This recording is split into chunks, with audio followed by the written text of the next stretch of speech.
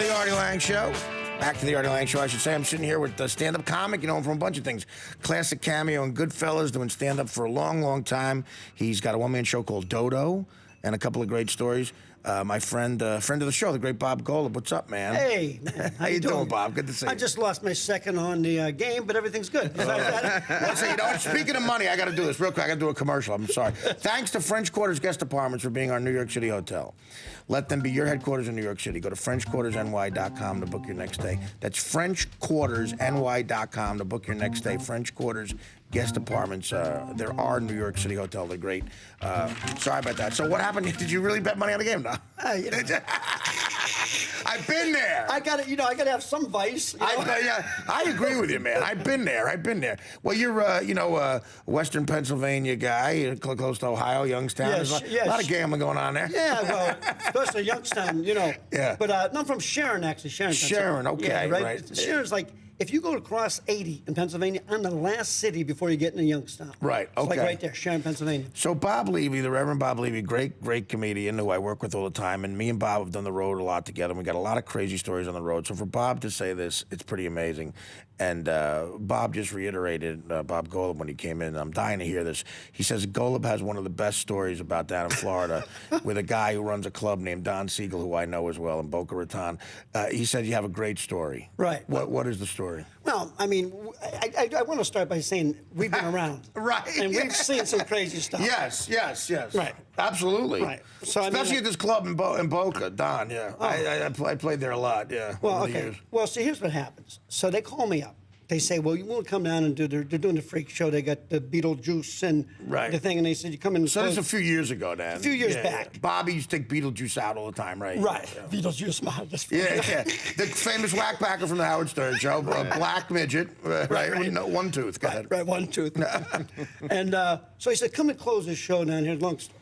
So I figured, I'll get to the story, but I'll back up and tell you why I was there. Go ahead. Yeah. Right.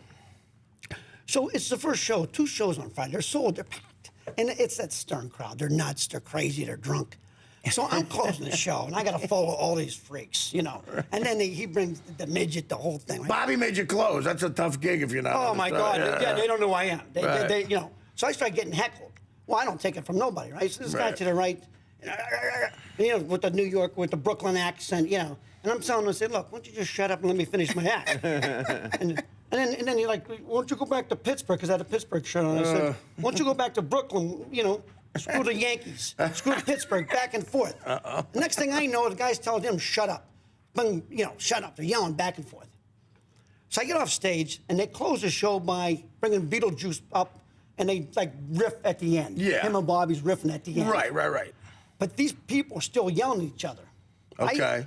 So next thing, a big fight breaks out. Huge. Now, this is the first show Friday. There's 2 shows. Yeah. First show. Big fight breaks out.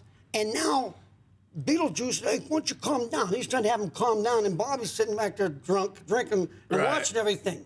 Going, now the Beetlejuice is the voice of reason. Yeah. That's a bad sign. Yeah, Right. And Bobby's watching these people. And it looks like a bar thing literally out of a movie. They're going at it. People are running out.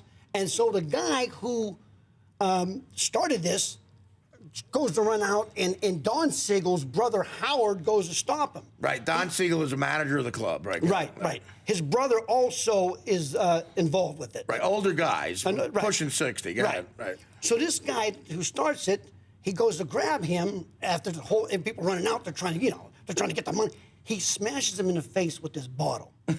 Now, cops come. They take Howard to the hospital. Before he goes there, his eyes shut. Right? Man. This is the first show. Yeah. The first show. They have to load out the audience, load another one in. Loads out the audience. Right. A lot of them ran out. So the whole side, you see this wave of people fighting. First show. So now I got to close the second show. So I'm there the second show. And now the club owner's brother's in the hospital. And I mean, it's shut. Pow. Second show, I go up, I'm close, I'm going, now it's really bad audience. The second crowd, it's 10 o'clock on a Friday. Oh, no, They're really drunk. I've been there, yeah. They're really drunk. They now. start drinking happy hour after work, the Friday crowd, for the late show, and they got headaches, they're drinking, they're mad. It's a brutal crowd. It's the worst. It's the worst. And I'm up there like a fighter, banging, and they're going at me. You mother this back, bang, bang, boom. You know, I'm doing what I can do. Yeah. They're drunk.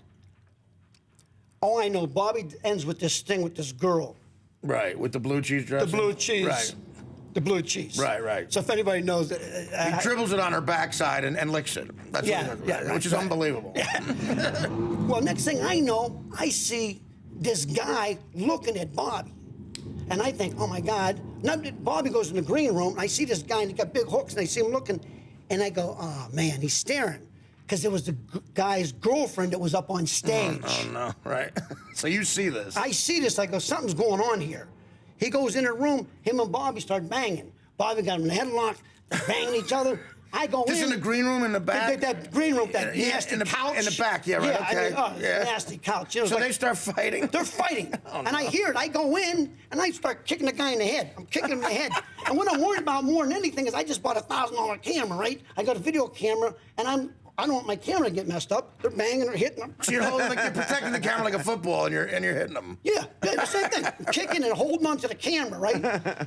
So now this guy goes out, and now the one brother, Howard's, right, and now Don, catches the guy coming out, and the guy pulls a knife on him.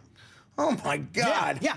Now he's the guy who pulls the knife down. The guy who Bobby Levy got in a fight with. Okay. That guy's girlfriend was the girl on stage, the second show that Bobby was doing the thing. You know. So he goes to run out, and Don Siegel, the other brother, tries to stop him. He pulls a knife on him, but he's on those steps outside, and he kind of falls backwards, and he jumps in the car. So Don goes in front of the car and says, "You're not going anywhere." They hit the gas. Don's on the hood. Oh, no. They're going around the parking lot. His hairpiece is flipping like this. I am telling you, he has the worst hairpiece you ever seen in your life. You saw this guy, Don Siegel?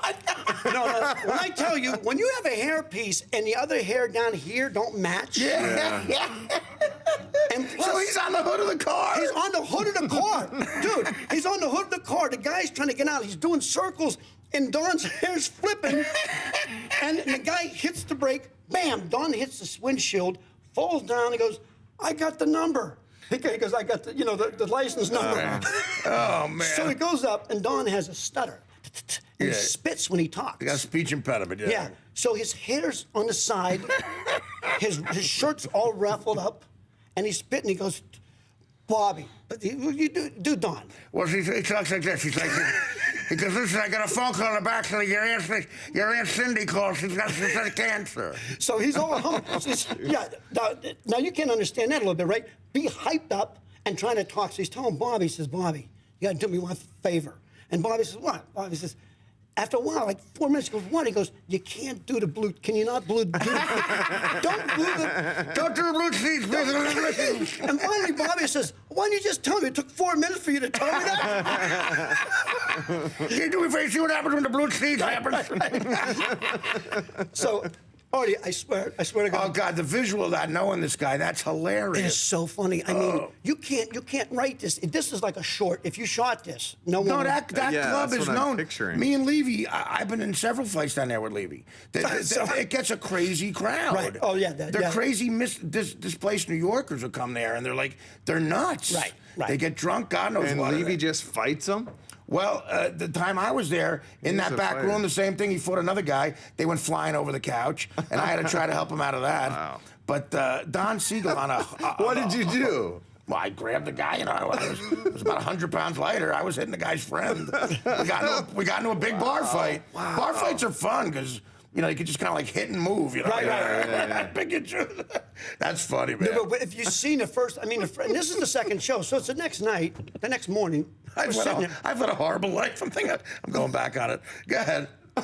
No, I'm just saying. But, no, go ahead.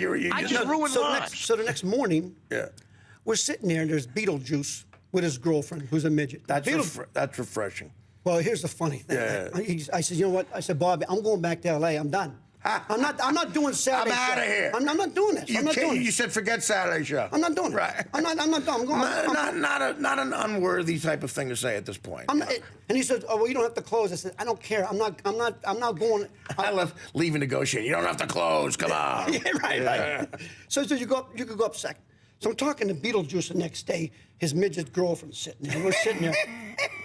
And I'm not lying to you. I said, "So where'd you guys meet?" He goes, "I saw her in Puerto Rico. Yeah. And when I saw her walk by, I go, she's for me."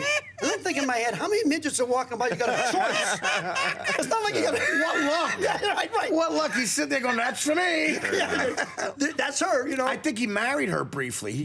She was his wife for a while, and then there was something illegal about the ceremony or something. I don't know. Yeah, I've met that midget before. Oh my God. Oh, that's great stuff. That's great stuff. I mean- well, yeah, listen, man. The stories we live and learn and tell, it's great. I mean, because, when you think about all the stuff we've been through, I Yeah. mean, it's just crazy. Stand up on the road is fun. Yeah.